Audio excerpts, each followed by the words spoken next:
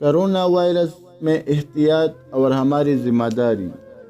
جیسا ہم سب جانتے ہیں کہ 2020 کے آغاز سے ہی کرونا وائرس کی وبا پھیلنا شروع ہوئی اور فروری تک پاکستان پہنچ گئی، جس سے اب تک پاکستان میں تقریباً 8,000 افراد جان سے جا چکے ہیں۔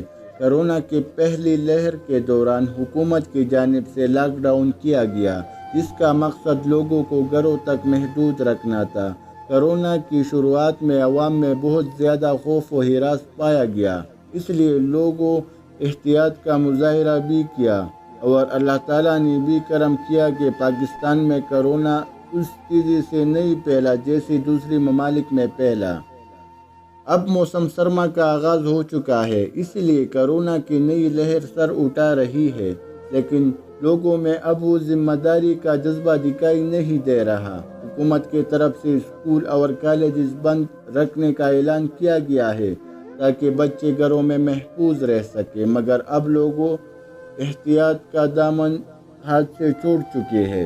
ریسٹورینٹس ہو یا پارکس ہو یا کہیں اور جگہ، لوگوں کی بڑی تعداد نظر آتی ہے جن میں بیشتر نے ماسک تک نہیں پہنے ہوتے۔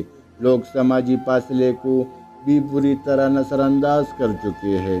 ضرورت اس بات کی یہ ہے کہ لوگ اس کی سنگینی کا احساس کریں اور جو احتیاطی تدابیر ہیں ان کو اختیار کریں تاکہ تمام لوگوں کی جان بچ سکے۔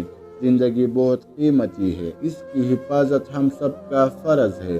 ذرا سی بے احتیاطی کسی بڑی نقصان کا پیش خیمہ ثابت ہو سکتی ہے۔